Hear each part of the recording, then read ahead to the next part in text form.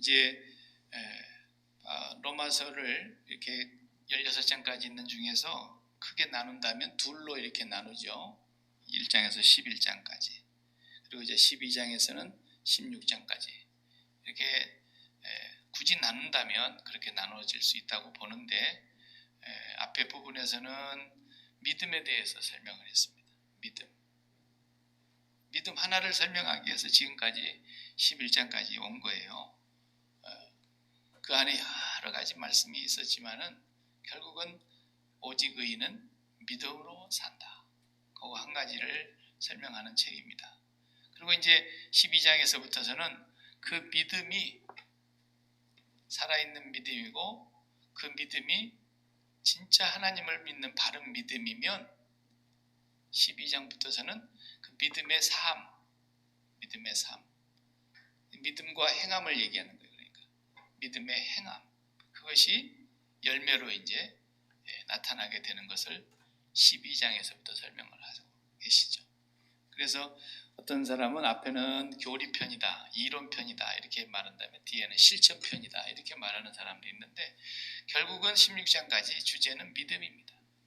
이 사람이 끝까지 올바른 믿음, 하나님을 경외하는 믿음, 예수 그리스도를 믿는 믿음이면 어떻게 사는가? 당연히 그렇게 열매를 맺는다는 거죠. 오늘 이제 그 전반부의 마지막 부분이 33절에서 36절까지는 송령이라고 그러죠. 우리가 송령, 찬양으로 하나님께 영광을 돌리면서 맞추는 거예요. 바울도 이 편지를 쓰다가 너무 하나님의 크고 놀라운 구원의 은총을 다시 한번 감격하면서 중간에 마치 간증과 같고 찬양과 같은 그런 내용으로 하나님께 영광을 돌리는 그런 부분을 오늘 써서 제가 이 부분을 따로 다루고 싶어서 보았습니다. 33절 다시 보면은 감탄사가 나옵니다. 깊도다 그랬습니다. 깊도다. 하나님의 지혜와 지식의 풍성함이요. 하나님의 지혜와 지식의 풍성함. 하나님이 너무너무 충만하신 분이라서 하나님을 우리가 헤아릴 수가 없을 만큼, 여기 그의 판단은 헤아리지 못하고 그의 길은 찾지 못할 것이로다 이렇게 얘기했습니다. 우리가 조금 큰 건물에 들어가도 만날 사람 잘 못 찾습니다. 제가 옛날에 캐나다 저 북쪽에 눈 많이 오고 영하만 30-40도 섭씨로 그렇게 내려가는 그곳에 그 노예를 갔는데, 겨울에 가니까 온 도시가 하얘요. 겨울에 노예를 갔으니 그래서 제가 이제 신비한 것을 보여주겠다고 제가 이제 밥을 먹는 시간에 뜨거운 물을 보리차를 한 통 끓여놨더라고. 그래서 펄펄펄 끓는 것을 담아놨길래 내가 좋은 거 보여줄 테니까 다 모이라고 그래가지고 그 한 바가지 이렇게 컵에 받아가지고 밖에 나가서 샥 공중으로 뜨거운 물을 뿌리니까 파바바박 소리가 나면서 순간에 그냥 드라이 아이스처럼 하나도 물방울이 남지 않고 공중에서 연기로 싹 사라지는 거예요. 그렇게 추운 거예요. 100도씨가 되는 물이 순식간에 그리 되니까 5분을 걸어가면 안 된다 그래요. 거기서는 5분만 걸어가도 동상을 입는다는 거예요. 그래 이제 갈 데도 없고 어디 여기 겨울에는 뭐하고 사냐 도대체 그랬더니 좋은 데 있습니다. 그러면 쉬는 시간에 한번 가보자 그랬더니 그 이제 쇼핑몰을 데려가는 거예요. 쇼핑몰이 지붕이 덮여가지고 실내 쇼핑몰인데 그 도시의 사람들이 다 들어와도 되겠더라고요. 얼마나 넓고 큰지 말이죠. 동서남북 사쪽에 사방에 다 문이 있는데 동쪽으로 들어간 사람이 저 서쪽에서 들어온 사람을 만나려면 전화기를 켜놓고 계속 얘기하면서 가야 돼요. 얼마나 넓고 넓은지 말이죠. 그 안에 배를 타는 데가 있고 말이죠. 쇼핑몰 안에 돈 내고 배 타는 데가 있어요. 강물이 흐르는데 세상에. 그리고 또 보여주는데 수영장이 있더라고. 수영장이 얼마나 넓은지. 동양 최대래. 동양 최대. 그렇게 크대요. 그 안에는 바다처럼 파도가 쳐요. 세상에 남극의 펭귄떼들 모아가지고 막 있는 것처럼 그냥 와글와글 얼마나 사람들이 거기 많이 들어가서 수영을 하는데 바다에서 수영하는 것처럼 넓게 해놓고 겨울 내내 거기서 그러니 넓은 데 들어가니까요 사람을 못 찾겠는 거야. 사람을. 태평양 한가운데 여러분 배 타고 들어갔다고 해봐요. 나침판 없으면 요즘 같은 GPS가 없으면 동서남북 절대 못 찾습니다. 태평양 같은 넓은 바다에 들어가도 길을 못 찾아요. 어느 쪽으로 가야 동쪽으로 가는지를 잃어버리는 거예요. 한참 가다 보면. 수평선밖에 안 보이고 육지가 없으니까.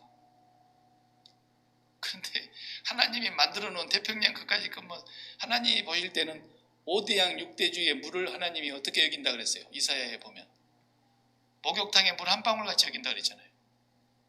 온 세계의 물을 목욕탕에 물같이 여긴다는 거예요.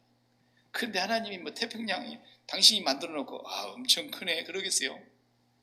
그렇게 크신 분을 우리가 어떻게 이해하겠냐 말이에요. 그분 안에 들어가려고 하면은 들어갈 수도 없지만 들어가면은 길을 잃어버린다니까. 하나님을 알려고 하는 부분이 우리가 참 그래서 계시해 주신 부분만큼만 알죠. 그 계시가 뭡니까? 성경이죠. 성경에서 알려준 만큼 알고 있는 게 우리 하나님. 그것도 성경을 다 압니까? 모르죠. 조금 쥐꼬리만큼 아는 겁니다. 그래도 얼마만큼 아는 거예요 우리가? 구원 얻기에 충분할 만큼은 알려주셨다 이 말이에요. 구원 얻기에 충분할 만큼. 이게 우리가 보면은 두 가지 반응이 나올 수밖에 없어요. 하나님의 그 위대하심을 바울이 깨닫고 그 놀라우신 하나님을 깨닫고 보니까 그냥 찬송이 터져 나오는 거예요. 깊도다 깊도다. 하나님의 지혜와 지식의 풍성하며 도저히 그분의 판단에 우리가 이를 수가 없고 그분이 가시는 그 길을 우리가 알 수가 없다. 이사야도 그랬어요. 나의 길은 너의 길과 다르고 나의 생각은 너의 생각과 다르니 얼마만큼 다르다 했어요. 하늘이 땅보다 높은 같이 내 길이 너의 길보다 높고 내 생각이 너의 생각보다 높다 그랬어요. 그 표현이 맞죠. 어떻게 하나님을 우리가 알겠어요? 그러니까 그 하나님을 찬양하면 어떤 거예요? 그 하나님을 알아가면 알아갈수록 찬양할 수밖에 없다. 와, 깜짝 놀라. 우리가 처음 가는 아름다운 어떤 관광지 같은 데서 자연히 탄성이 나오지 않습니까? 와, 그래 왜 처음 봤으니까. 그 날마다 보고 산 사람들이 아침에 일어나서 와, 그러면 그 병원에 데려가 봐야 된다고. 세상에 사람이 만들어 놓은 것도 처음 본 곳이라야 탄성이 나오는 거예요. 왜? 새로우니까. 그러니까 하나님은 날마다 탄성이 나올 수밖에 없는 분이다. 영원히 그분을 캐내도 다 캐낼 수가 없는 어떤 분의 표현은 고갈되지 않는 광산과 같고 마르지 않는 샘물과 같다. 네. 그 어떻게 그분을 우리가 다 알겠냐? 그러니까 진짜 예수를 믿고 보면은 그분을 조금씩 더 알아가면서 찬양과 감사와 영광을 하나님께 돌리는 것밖에는 우리가 할 것이 없어서 사람의 제일 되는 본분이 무엇이뇨? 웨스트민스터 신앙고백 1조에 요리문답 1조에 말하세요. 하나님을 영화롭게 하며 영원토록 그를 즐거워하는 거라 그랬어요. 즐겁게 해드리는 게 아니고 그분을 즐거워하는 거라 그랬어요. 감격하고 탄성이 나오고 찬양이 나오고 와, 우리 하나님 이런 분이구나. 매일매일 깜짝깜짝 놀라는 그런 분이다. 그러면 안 믿는 사람들의 반응은 어떻게 나올까요? 참, 그런 사람들 보고 좀 미쳤다는 거예요. 정신 나갔다는 거예요. 아니 무리를 걸어? 이 말 같은 소리 해야지. 이 사람은 당신 공부도 대학까지 나온 사람이 무슨 그런 헛다운 소리를 하고 있냐고. 학교를 다니기를 뻘로 다녀가지고 어떻게 사람이 더 무거운데 물을 걷냐고. 그렇게 얘기하잖아요. 그러면 뭐라 그래요? 우리는 뭐라 그래야 되겠어요? 야, 이 무식한 사람아, 무리를 못 걷는 사람을 우리가 믿겠냐 말이야. 무리도 못 걷는데 우리가 믿겠냐고. 이 정신 나간 친구야. 그분이 물을 걸어가니까 우리가 믿는 거지. 바보야. 우리는 그렇게밖에. 말 같은 소리를 해라. 어떻게 사람이 죽으면 그걸로 끝나는 거지. 살리느냐 말이야. 그러니까 이놈아, 죽은 사람이 살아날 수가 어떻게 있겠냐. 그런데 죽은 사람을 살리는 분이니까 내가 믿는 거지. 예? 그러니까 이게 다르다니까 서로. 안 믿는 사람과 믿는 사람 차이가. 사도 바울은 공부 많이 한 사람 아닙니까? 무식한 사람이 아닌데 그 모든 지식을 다 배설물로 버려버리고 예수 그리스도 한 분밖에는 내가 알고 싶지 않다 그랬어요. 왜 그랬어요? 고린도전서 1장에 보면은요, 바울이 이렇게 했어요. 고린도전서 1장 24절, 그리스도는 하나님의 능력이요 하나님의 지혜니라. 골로새서 2장 3절에도 바울이 하나님의 비밀인 그리스도를 깨닫게 하리 하미니 그 안에는 지혜와 지식의 모든 보화가 감추어져 있느니라 그랬어요. 예수 그리스도 한 분 알고 싶은 거예요. 그분 안에 모든 지식, 모든 지혜, 모든 보화가 다 감추어져 있는데 우리는 그거 조금 캐다가 가는 거예요. 조금 캐다가. 사도 바울은 평생에 자기가 아는 지식을 뭐라 그랬어요? 초등학문이라 그랬어요. 초등학문. 그렇게 공부를 많이 한 사람, 이런 초등학문에 우리가 빠져서는 안 된다. 그런 건 다 배설물로 버려버리고 내가 예수 그리스도 한 분을 알고 그분 안에서 발견되고 싶다라는. 정말 이분은 평생 예수님만 파다가 끝나잖아요. 평생 예수님만 붙들고 살다. 예수님. 그 십자가의 능력을 알고 싶었어. 그래서 이렇게 사도 바울이 오늘 마지막 부분에서 정말 하나님의 그 위대하심 앞에 자기가 아마 펜을 놓고 찬양을 했을 거라고 확신이 들어요. 하나님 앞에 찬양을 했어요. 우리 자식들도 처음에는 부모 모르죠. 철부지 때까지는 모르지 않습니까?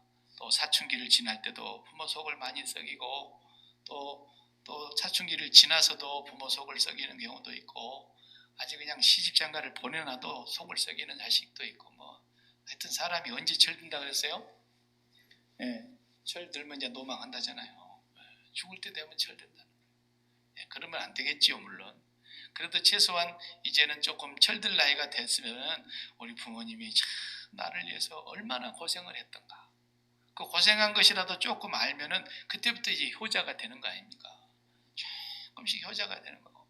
시집장가 보내놓고 자식을 낳고 그냥 그 자식을 세상에 혼자 키워보는 것 마냥 그냥 깜짝깜짝 놀래면서 그냥 신기해가지고 자식하고 그냥 숨이 넘어가도록 좋아하고 그러면은 야 이 자식아, 내가 너를 그렇게 키웠다. 그 말 안 해도 이제 아는 거야. 아, 우리 엄마가 이렇게 나를 낳을 때 고생했구나. 우리 부모가 나를 위해서 이렇게 사랑을 베풀었구나. 이거 철을 들어요. 그거 철 안 들면 그거 어떻게 사람이라고 하겠어요? 어떡하겠어요? 철부지죠 아직은. 그러니까 하나님을 예수 믿는 순간부터서 조금씩 알아가는 겁니다. 그 알아가는 것이 지식으로도 알아가지만 삶으로 경험을 통해서 알아가면서 하나님께 감사하고 하나님께 찬양하고 하나님께 영광을 돌리는 것이 우리의 본분이라는 것을 오늘 지금 이 본문에서 얘기하는 거예요. 그래서 우리가 로마서를 계속해서 뭘 보았습니까? 하나님이 세상을 창조하셨다. 근데 인간이 하나님을 배반했다. 그래서 이 죄 없는 사람이 하나도 없고 모든 사람이 다 죄를 지었다. 의인은 한 명도 없다. 어느 누구도 자기가 선행을 해가지고 자기가 노력해가지고 자기 공덕을 쌓아가지고 하나님 앞에 이를 자가 없다. 모든 사람이 죄를 범했음에 죄의 값은 사망이다. 그리고 한번 죽는 건 사람한테 정해놓은 것이고 그 후에는 심판이 있다. 그래서 하나님께서 우리를 사랑하사 독생자를 보내셨고 예수 그리스도의 십자가의 그 구원의 공로로 우리가 하나님의 자녀가 될 수 있도록 길을 열어주셨다. 그래서 그분을 믿는 자는 은혜로 말미암아 구원을 얻는 것이다. 너희에게서 나오는 것이 아니라 하나님의 선물이다. 계속 설명해 왔어요. 그런데 바울의 마음속에 또 고민이 뭐냐면 어떻게 그것을 가장 먼저 믿어야 될 유대인들 하나님의 선민들이 안 믿고 예수님을 배척하고 십자가에 못 박아버리고 그 이후로 지금까지도 이렇게 내가 복음 전하는 걸 받아들이지 않으며 도리어 나를 핍박하고 나를 해방하고 나를 죽이려고 그러느냐 이거. 동족이. 그래 바울이 거기에 아픔이 있었어요. 우리도 그렇지 않습니까? 처음에 예수를 믿고 저는 그냥 뱃속에서부터 어머니가 배에서 담아갖고 다녔다 그러는데 그게 모태신앙이라는 것으로 이제 사람들이 얘기를 하지만 모태신앙 사실은 뭐가 모태신앙이에요? 아무것도 못하는 게 모태신앙이에요. 예? 모태신앙이 처음에는 그러는 거예요. 그냥 부모가 다니니까 다니는 거고 부모님이 가라 그러니까 갔던 거죠. 저도. 그리고 교회 밖에는 갈 데가 없어요. 거기 가야 그래도 간식이라도 하나 사탕이라도 주는데 평생 교회에서 사는 거예요. 그냥. 예. 그런데 이제 그 과정을 지나서 주님을 내가 인격적으로 만나는 시기가 오지 않으면 이제 이 빗나가기 시작하는 거예요. 왜?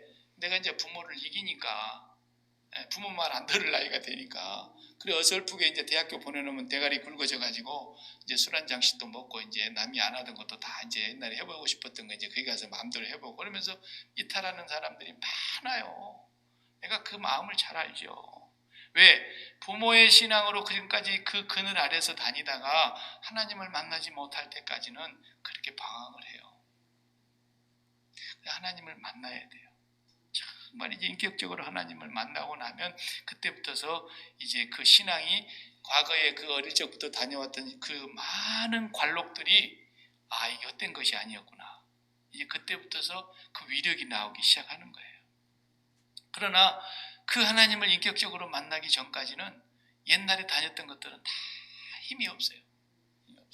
조금만 어려움이 오면 그냥 다 팩 쓰러지고 인생의 어려운 문제가 닥치면은 그냥 낙심하고 두려워하고 염려하고 그렇게 되는 거예요. 그래서 우리가 이 자녀들을 위해서 기도 많이 해야 되는 겁니다. 그네들은 우리와 같은 고생하는 세월도 살아보지도 않았고 고생하신 부모님들을 본 적도 없고 그냥 좋은 세상에 와서 살게 되기 때문에 그 아이들의 삶이 정말 하나님을 인격적으로 이제 완전히 만날 수 있는 그런 계기가 한 번은 꼭 와야 합니다. 또 오고야 말아요. 그때를 위해서 우리가 기도해야 합니다. 그런데 이제 철이 드는 것처럼 우리도 하나님을 이제 만나야 철이 들기 시작해요. 그때부터 신앙의 철이 드는 거예요. 그래서 오늘 본문의 말씀을 세 가지 얘기를 하시네요. 세 가지 질문을 하는데 한번 보겠습니다. 34절을 먼저 다 같이 읽어보십시다. 34절 시작. 누가 주의 마음을 알았느냐? 누가 그의 모사가 되었느냐? 누가 주께 먼저 드려서 갚으심을 받겠느냐? 이 세 가지 질문을 하는 거예요. 이 세 가지 질문은 구약의 얘기를 그대로 끌고 온 거예요. 사도 바울이 구약에 능하신 분이잖아요. 그 구약에 있는 말씀을 그대로 가지고 와서 지금 이 세 가지 질문을 던졌어요. 이 세 가지 질문 중에 첫 번째 질문이 누가 주의 마음을 알았느냐 그랬어요. 누가 주의 마음을 알았느냐? 주님의 마음을 알 길이 없었다라는 거예요.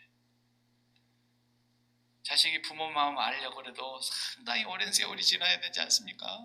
우리가 하나님 마음을 알기까지는 그게 쉽지 않아요. 그래서 가령 욥을 우리가 한번 구약의 욥의 인물을 봅시다. 욥이 그렇게 행복하고 다복하고 만사가 형통하고 사업이 번창하고 건강하고 자식들이 형제 우애에게 맨날 잔치하고 정말 욥은 보면은 동방에서 제일 가는 부자이기도 하지만 의인이에요. 의인. 그렇게 아무 탈 없이 살던 사람이 어느 날 갑자기 좀 하나님이 나타나셔서 처음부터 얘기라도 해주던지 야 사탄이 그놈이 와가지고 말이야 니를 시험해보자 그러는데 어떻게 하면 좋냐 네가 어떻게 한번 시험을 좀 이겨줘야 되겠다 뭐 이렇게 눈치라도 준다든지 아무 응답이 없어요. 그냥 한날 한시에 재산이 싹 없어져 버리는 거예요. 다 빼앗겨 버리는 거예요. 다 그냥 도둑놈들이 강도들이 훔쳐가 버리는 거예요. 한날 한시에 10명의 자식이 다 죽어버리는 거예요. 그리고 자기 몸에는 알 수 없는 병으로 죽어가는 거예요. 물이 질질 흐르니까 기와 조각 같은 그런 갖다가 득득 긁었다 그러잖아요. 그 부인이라도 옆에서 시중을 들면서 좀 같이 울기라도 하고 그러면 좋을 텐데 아니 당신이 그러고도 하나님을 무슨 섬긴다고 무슨 정조를 지키느냐고 하나님을 저주하고 차라리 죽으시오. 부인이 또 그렇게 악하게 나오잖아요. 우리가 그 욥의 상태를 말이 쉽지. 예? 말이 쉽지. 욥의 얘기라고 우리가 함부로 얘기하면 안 된단 말이에요. 우리 자식 중에 하나만 죽어봐요. 아이고 너무 가슴 아픈 얘기예요. 우리 몸에 병이 들어가지고 못 고치는 병으로 서서히 죽어간다고 해봐요. 그거 하나만 감당하기도 힘들 거 아니겠습니까? 아니면 내 일생에 다 수고해서 그래도 나름대로 기반을 잡았다고 생각했던 사업이 하루아침에 뱅크럽이 돼가지고 그냥 완전히 신용불량자가 돼버리고 길가에 나앉게 생겼다 한번 생각해봐요. 그 일 하나만 당해도 우리를 감당하기 어렵지 않습니까? 우리 사람이. 근데 욥이 그렇게 일을 당했는데 그렇게 친구들이라고 좋다는 친구들이 와가지고 또 위로한답시고 한마디씩 하는데 칼로 아주 그냥 생새를 째는 거예요. 그 말 한마디 한마디가. 야, 하나님 공의로우신 분 아니냐. 죄 없이 망한 사람 세상에 어디 있다냐. 하나님이 죄가 있으니까 심판하는 거 아니겠냐. 야, 사람이 이런 친구들은 그냥 돌로 쳐 죽이고 싶어요. 예? 그 예수님이 저 나중에 하나님 그러잖아요. 그 친구들 다 죽일다 그랬잖아요. 죽인다. 그러나 욥이 친구들을 위해서 번제를 드렸다 그랬어요. 그래서 친구들이 사함 받았어요. 그래 욥이 그렇게 오랜 시간을 친구들과 변론하면서 42장이 오기까지 41장까지 욥은 어리석은 소리를 너무 많이 합니다. 어리석은 소리. 그래서 나중에 이제 42장에 가가지고는 무지한 인간이 이치에도 맞지 않는 소리를 함부로 시부렁거렸습니다. 하나님 용서해 주십시오 그러잖아요. 그렇게 많은 말을 했는데 하나님이 욥한테 질문을 막 해야 되지 않습니까? 39장, 40장, 41장 계속 하나님이 질문을 합니다. 네가 우주에 기초를 놓을 때 네 어디 있었어? 내가 하늘을 만들 때 너 어디 있었어? 내가 바다를 만들 때 너 어디 있었어? 막 계속 질문을 해야 되는데 질문하니까 한마디 대답할 것이 없어. 대답할 수가 있나요? 그 욥이 나중에 무지한 인간입니다. 아무것도 알지 못하는 것이 입을 나불거렸습니다. 그리고 이제 회개하지 않습니까? 그리고 하나님께서 그에게 나타나셔서 비로소 이제 그를 깨닫게 하십니다. 깨닫게 하십니다. 그러니까 우리가 신앙생활을 해보지만요, 우리가 아는 것은 오직 성령으로 말미암아 하나님의 기록된 말씀을 통해서 우리에게 깨닫게 해주시는 것을 믿고 순종하면서 살아가 볼 때에 하나님을 경험하게 되는 거. 우리가 그 정도 아는 거예요. 그러니까 믿음이 있어야 하나님을 알게 되는 거니까. 믿음이 있어야 하나님을 기쁘시게 하는 거니까. 믿음이 있어야 체험도 하는 것이니까. 우리가 믿는 만큼 하나님을 알아가는 거거든요.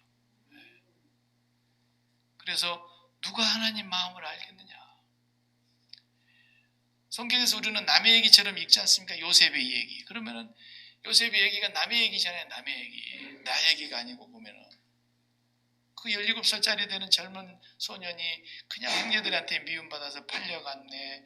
종살이 하네. 거기서 신앙의 정절을 지키고 열심히 나름대로 그래도 살아가고 있는데 또 오해를 받아갖고 감옥에 가네. 감옥에 가가지고 또 꿈을 해석을 잘해줬는데 또 그 사람이 깜빡 까먹어가지고 요셉이 계속 감옥살이 하게 하네. 이런 그 세월을 우리가 성경에서 읽으면서 요셉의 생애로 우리가 돌아가서 보면은 내가 요셉이라고 하면 어떻겠어요? 기막힌 생활입니다. 그런 세월을 살아가는데 요셉이 나중에 하나님을 알게 됩니다. 그리고 형제들 앞에서 하나님 앞에 신앙 고백을 합니다. 형제들이 당신들이 나를 애굽에 팔았다고 한탄하지 마십시오. 당신들이 나를 판 것이 아니라 하나님께서 나를 당신들 앞서서 보내신 것이었습니다. 그런 얘기합니다.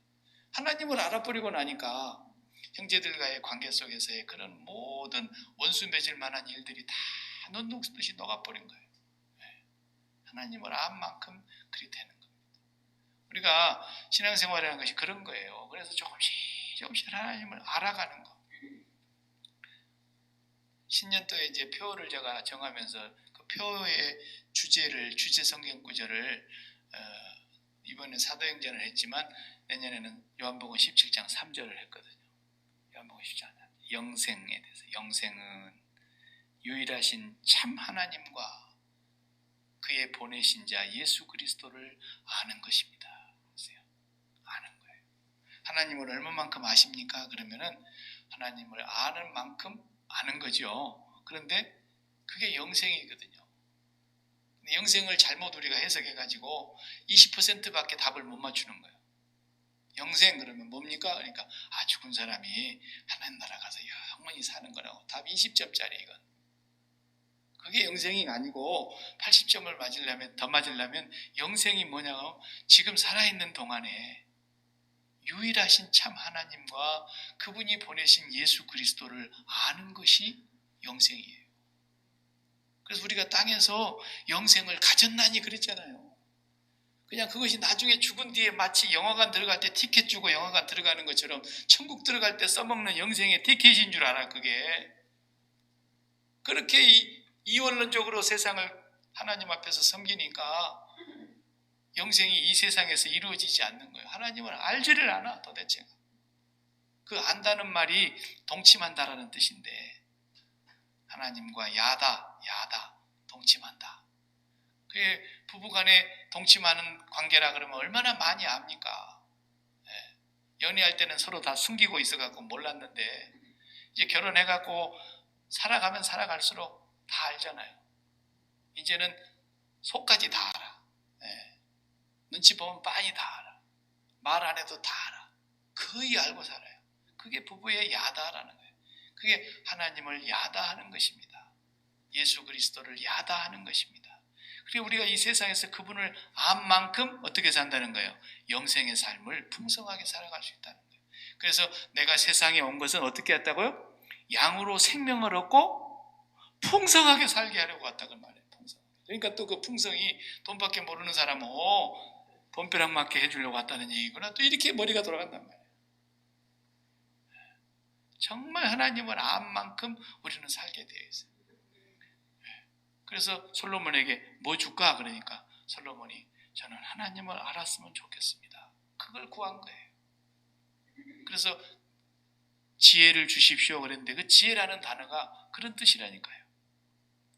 하나님의 말씀을 잘 듣고 하나님의 뜻을 잘 분별하고 하나님의 생각과 하나님의 마음이 뭔지를 잘 아는 그걸 주십시오 그랬다니까요. 얼마나 하나님이 기뻐했습니까? 그 말 듣고 하나님을 알고 싶습니다.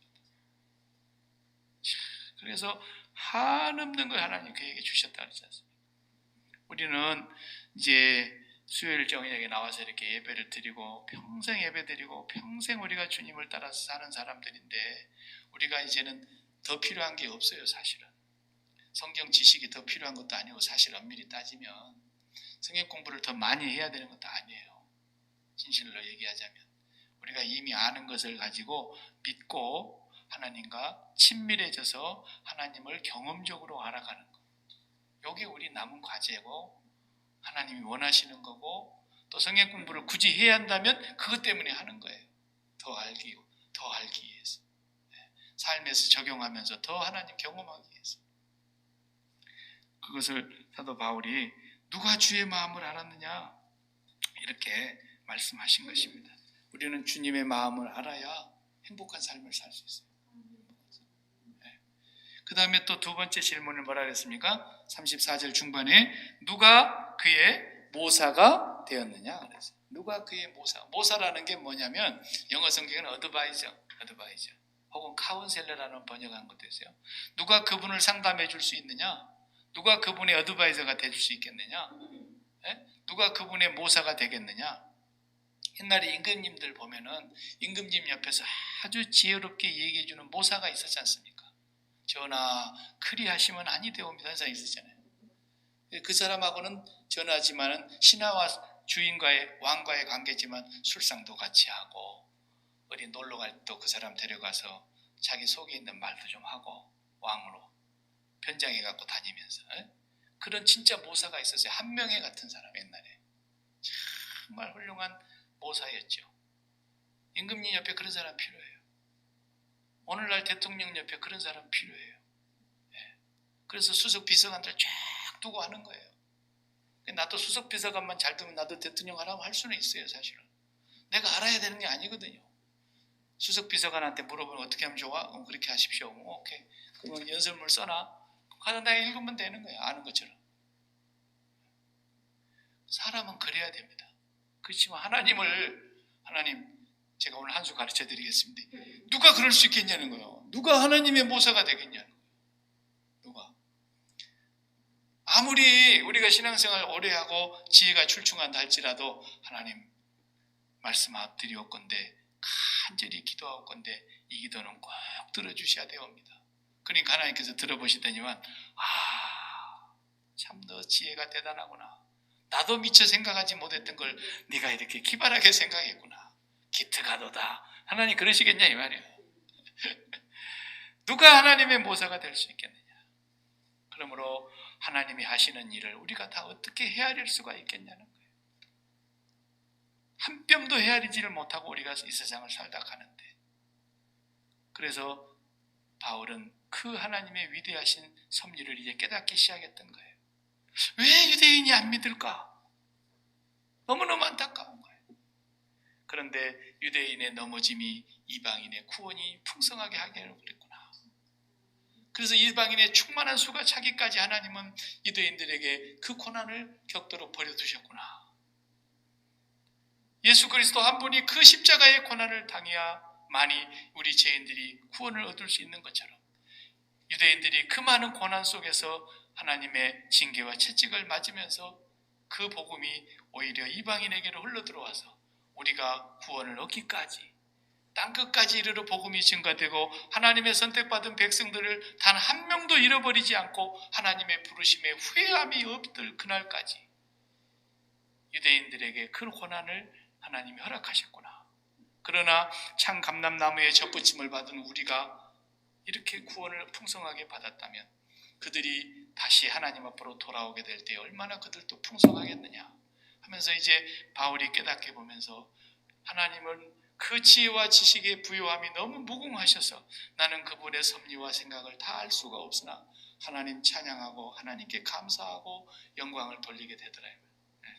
오늘 하나님 앞에서 이렇게 말하면서 세 번째 질문을 뭐라 했습니다. 35절 같이 봅시다. 누가 주께 먼저 드려 갚으심을 받겠느냐. 누가 주께 먼저 드려서 갚으심을 받겠느냐. 이게 무슨 말씀입니까? 주님 앞에서 누가 자기가 공로로 선행으로 덕으로 수양으로 자기의 봉사로 자기의 헌신으로 충성으로 헌금으로 수많은 것을 하나님 앞에 들어가지고 그래 그만하면 됐어. 내가 이제 너에게 복을 줄게. 이렇게 할 수 있겠냐는 거예요. 누가 먼저 하나님 앞에 들여가지고 하나님 앞으로부터서 이렇게 그 대가를 받아낼 수 있겠냐는 거예요. 그렇지 않죠. 신앙이 처음에는 연약할 때는 그런 줄 알아. 또 그렇게 가르쳐버리는 사람도 있어요. 자칫 잘못하면. 그래가지고 하나님하고 날마다 거래를 트고 살게 하는 거야. 하나님이 이제 내 바이어야. 그래서 이제 하나님 마음을 잘 어떻게든지 녹여야 돼 오늘. 하나님이 그냥 감동이 되도록 해야 돼. 눈물도 서럽게 흘리고 막 그러면서 하나님 내가 이렇게 허리가 부러지게 힘들게 주님을 위해서 봉사합니다. 하나님 내가 정말 힘들게 버는 돈 내가 하나님 앞에 이게 11조 꼬박꼬박 갖다 바칩니다. 하나님 그리고 내가 정말 시간만 나면 내가 교회 와서 바닥 닦고 교회 청소하고 교회가 아니지 예배당을 청소하고 막 주님의 일이라 그러면 내가 앞장서서 합니다. 그러면서 이제 어떤 마음을 가져요? 우리 자식도 좀 잘 봐주시고 우리 사업도 좀 잘 일치월장하게 해주시고 하나님하고 이제 거래를 튼 거야. 이게 딜을 하는 거야. 이게 신앙이라고 생각하는 거야. 그리고 죄송하지만 나도 목회를 하다 보니까 그런 얘기를 한 적이 있었더라고요. 내가 그분들 앞에 가서 잘못했습니다 하고 빌어야 되는데 다 돌아가셔 버렸어. 그게 내가 하나님 앞에 지은 죄가 너무 커요. 그래서 내가 두 번 다시는 이제 그렇게 하면 안 되니까 여러분들한테 내가 그런 얘기 없습니다만은 그런데 그따구로 믿어갖고 복 받을 줄 알아 막 그러면서 그냥 막 악담을 하는 사람도 있고 그러잖아요. 교인들한테 은근슬쩍 겁주고 말이에요. 11조 떼먹어봐라. 응? 하나님이 그냥 싹 다 가져가 본다 그러고 겁주고 말이에요. 하나님을 그냥 우리 수준으로 끌어내려놓고 하나님을 지 수준으로 생각하면서 얘기를 하는 거예요. 이게 엄청난 교만이며 죄악이며 하나님을 욕되게 하는 것입니다. 조심해야 되는 거예요. 어떤 목사는 막 자기가 좀 신령하게 보이려고 내가 기도하면 다 응답된다. 사탄아 물러가라 그래. 그런 사람이 있어요. 예. 뭐 지가 뭐 하나님이길래 기도하면 다 응답된다 그래. 그런 것이 어디 있습니까? 그러면 지가 하나님이지. 지가 하나님이지. 그럴 수는 없는 거예요. 아무리 기도해도 안 되는 것이 있는 것이지 어떻게 지가 하나님이라고 그렇게 함부로 얘기를 하냐 말이죠. 그런 건 아닙니다. 어떤 사람은 또 지한테만 와야 구원이 있다 그래. 아유 이런 천하에 빌어먹을 인간이죠. 예? 그런 건 다 지가 하나님 노릇하는 겁니다. 지가 하나님 판단 위에 딱 서갖고 있는 겁니다. 이런 사람들이 다 사입이 아닙니까? 전부 교주 노릇하고. 예. 우리는 처음부터 끝까지 은혜로 살다가 갈 사람들이고 그 은혜가 아니었으면 우리는 저주밖에 합당한 것이 없는 사람들이고 다윗이 이 세상에서 헌금을 제일 많이 한 사람입니다. 그리고 솔로몬 아버지가 헌금하는 걸로 성전 지은 겁니다. 그래서 지가 짓고 싶어갖고 막 다윗이 막 헌금을 얼마나 많이 했습니까 여러분. 성경에 보세요. 그리고 나중에 봉헌기도 할 때 뭐라 그럽니까? 내가 무엇이 간데 나와 내 백성이 이렇게 주님 앞에 헌금을 많이 드릴 수 있었습니까? 그리고 끝에 가서 뭐라 그랬어요? 주께서 주신 것으로 다시 주님 앞에 드렸을 뿐입니다. 이러잖아요. 그러니까 우리가 헌금해놓고 꽤 많이 했다 이런 생각을 갖게 되면은 하나님께서 그 사람은 뭐라 그래요? 네 거 갖고 가라. 그러시면 정말 우리 큰 낭패입니다. 어떤 것도 우리가 하나님 앞에 내 것 드린 게 없어요. 빈손 들고 왔다가 하나님이 다 때를 따라 허락해 주셨고 하나님께로 우리가 돌려드리고 다시 가야 되는 거죠. 다시 돌려드리고 가는 거예요. 맡기는 거 아니에요. 맡기는 것을 제가 흔들어지 말라 그랬죠. 주여 내 생명을 주께 맡기면 그딴 기도하지 마요. 그런 거 맡기는 게 아니에요. 예, 우리는 이제 그런 정도는 수준을 넘어서야 돼요. 우리가 주께 맡기는 게 아니고 맡기는 것은 어떨 때만 맡기는 거예요? 내 것일 때만 맡기는 거예요. 내 것일 때만. 정확하게 말해요. 성경에서 맡긴다는 의미가 그런 뜻이 아니에요. 그냥 여러분 자기 것일 때 잠시 좀 맡겨둡시다. 내가 오늘 5시까지 찾으러 올 테니까 맡기는 그럴 수 있는 거죠. 근데 도둑놈이 남의 집 들어가서 물건 들고 나오다 잡혔는데 돌려주면서 맡겨놓겠습니다. 다시 가지러 오겠습니다. 다 도둑놈이죠 그건. 우리가 그런 생각을 갖고 하나님 앞에 맡기면 안 되는 거죠. 우리는 전부 뭐예요? 돌려드립니다. 그거밖에 없어요. 우리는. 하나님이 내놓으라고 하면 다 돌려드려야 돼요. 이삭도 내놔 그러니까 예, 돌려드립니다. 그랬잖아요. 다 돌려드리는 거예요. 마지막에 이제 목숨 떨어질 때는 하나님 내게 주신 목숨 하나님이 이제 거두시옵소서. 그리고 내 영혼을 주님께 바칩니다.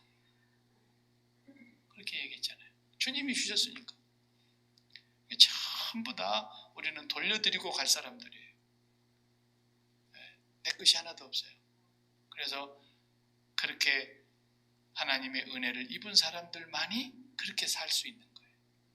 그 은혜를 깨닫는 사람만이 그러는 거죠. 그러니까 그렇게 수고했던 그 청지기가 뭐라 그래요? 나는 다만 무익한 종이었고 할 일 한 것뿐입니다. 그랬다고요. 그것이 믿음이라고 주님이 가르쳐 주셨어요. 먼저 주님 앞에 드려서 받는 것 절대로 아닙니다. 네, 절대로 아닙니다. 그렇기 때문에 물론 우리가 주님 앞에 충성하고 열심히 주님을 섬기고 사랑했는데 하나님께서 우리에게 주시고 싶어서 물질도 주실 수 있고 자녀들에게 형통한 삶을 허락해 주실 수도 있고 사업이 계속해서 일취월장해서 부흥하고 번성해 가게 할 수 있죠. 하나님이. 그렇지만 그것을 받은 사람의 입장에서는 어떻습니까? 그걸 주셔도 하나님께서 그것을 내가 이렇게 열심히 봉사했기 때문에 주신 것이 아니라 하나님이 나에게 필요하신 계획이 있어서 내가 그걸 원하고 일했던 것도 아니고 그걸 간절히 바래서 내가 주님 섬겼던 것도 아니고 나는 하나님이 너무나 큰 은혜를 거저 주셨기 때문에 감사해서 그냥 내가 주님을 위해서 일한 것이 행복해서 한 것이고 마땅히 할 일 한 것이고 일할 수 있는 자격 얻는 것이 더 행복했던 건데 하나님은 내가 구하지 않은 것을 계속 주신단 말이에요. 그런데 거기에 내 마음이 쏠리질 않는 거예요. 그 마음이 거기에 붙들리지 않는 거예요. 오히려 하나님이 내가 구하지 않았는데 계속 이렇게 주시면 나를 통해서 뭔가 계획하신 것이 있을 거니까 또 그 하나님의 마음을 알아봐야 될 거 아니겠습니까? 우리는 그렇게 살아갈 뿐이에요. 끝까지. 근데 그것을 많이 주니까 나중에 그거 챙기다가 그만 마음을 잃어버리고 하나님께로부터 마음이 멀어져 버렸던 솔로몬. 솔로몬. 저도 옛날에 조금 젊었을 때는 그런 기도를 좀 했어요. 어느 집에 가서 신방을 갔는데 죽으라 해도 교회를 안 나와. 꼭 좀 나왔으면 좋겠는데 근데 또 아쉬운 날은 꼭 나와. 아쉬운 날은. 그리고 막 다 죽게 되면 또 나오더라고. 전도사님 기도해 주세요. 그러고 막. 또 나서 갖고 괜찮으면 안 나와. 또 왜 안 나옵니까? 그러니까 전도사님 너무너무 요즘 바빠가지고요. 그래서 내가 그랬어요. 집사님 내가 오늘부터 기도를 간절히 해드릴게요. 우리 김 집사님 집 하나님 정말 바쁘지 않게 해주세요. 두 번 다시 바쁠 일이 없게 해주세요. 내가 그렇게 기도하겠습니다 그랬어요. 그때 진짜 바쁠 일이 없었더라고. 내가 얼마나 그냥 난 어려웠는지 곤란했는지 몰라요. 그냥. 그렇게 수고하고 그렇게 허리가 휘도록 고생을 했는데 하루아침에 다 잃어버렸어. 내가 그래서 앞으로 이런 기도는 함부로 하면 안 되겠네. 내 기도를 응답하신 건 아닐 거라고 나는 봐. 하나님께서 그를 사랑하셔서 측량할 길이 없는 하나님의 섭리와 계획이 있어서 그랬을 거라고 봐요. 그래서 그 사람이 나중에 깨닫고 열심히 주님을 섬기더라고. 이제 아주 안 믿어볼 줄 알았어 나는. 근데 정말 열심히 섬기더라고. 그러니까 하나님의 계획하심은 내가 왜 실패해야 했는지 지금은 몰라요. 내가 왜 이렇게 아픈지 지금은 모를 수 있어요. 왜 내가 그렇게 큰 고통을 당해야 했던지 모를 수 있어요. 그래서 사도 바울도 고린도전서 13장에서 사랑을 다 설명하면서 사랑은 이것이고 사랑은 이것이고 끝에 가서 그러잖아요. 내가 옛날에 어렸을 적에는 말하는 것이 어린애기 같고 생각하는 것이 어린애기 같고 깨닫는 것이 어린애기 같고 그랬는데 이제 장성한 자가 되어서는 이 어린아이와 같은 일을 다 버렸노라. 지금은 거울을 보는 것처럼 희미하지만 요즘 거울 아니에요. 옛날 청동 거울 그거 별로 희미한 거죠. 지금은 거울을 보는 것처럼 희미하지만 그때는 얼굴과 얼굴을 대하여 볼 것이요 주께서 나를 아신가 같이 내가 알리라 그랬어요. 선명하게 알게 되는 날이 올 거예요. 우리는 다 알지 못하지만 왜 그래야 됐는지 모르지만 왜 그렇게 내가 눈물을 흘려야 했는지 모르지만 그날에 하나님이 다 밝히 드러내 주실 거라고 약속하셨어요. 그렇기 때문에 우리는 그 하나님을 지금부터서 조금씩 더 알아가는 것 이것이 제일 중요합니다. 마지막 절 같이 한번 읽어보십시다. 마지막 절 성령 끄트머리 이는 만물이 주에게서 나오고 주로 말미암고 주에게로 돌아감이라 그에게 영광이 세세 이를쓸지어다. 아멘. 이것이 마지막 성령 찬양이에요. 굉장히 중요한 말씀을 세 개로 나눠서 얘기했어요. 거기에 셋이 뭡니까? 첫 번째는 만물이 주에게서 나오고 from 그랬어요. from him 그분에게서 나오고 그 다음에 그로 말미암고 through him 그랬어요. 그분으로 말미암고 그 다음에 그에게로 돌아갑니다. to him 그에게로 돌아간다. 그래서 이 세 가지가 우리의 마지막 찬양의 후렴과 같은 고백이에요. 모든 것이 주님으로부터서 from 주님으로부터 왔다는 거예요. 그리고 이 땅에 사는 모든 과정이 주님으로 말미암아 살게 된다는 거예요. 그리고 마지막에는 to him 그분에게로 돌아간다는 거예요. 그래서 뭐랬어요?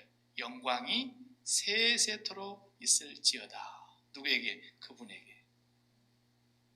이것이 우리의 인생의 결론입니다. 결론. 저와 여러분은 주님으로부터 왔습니다. 그리고 우리는 이 세상 마지막 사는 날까지 주님으로 말미암아 살게 될 것입니다. 그리고 우리는 주님께로 되돌아갈 것입니다. 이 믿음 가지고 하나님께 영광을 돌리는 저와 여러분 되기를 축복합니다. 기도합시다.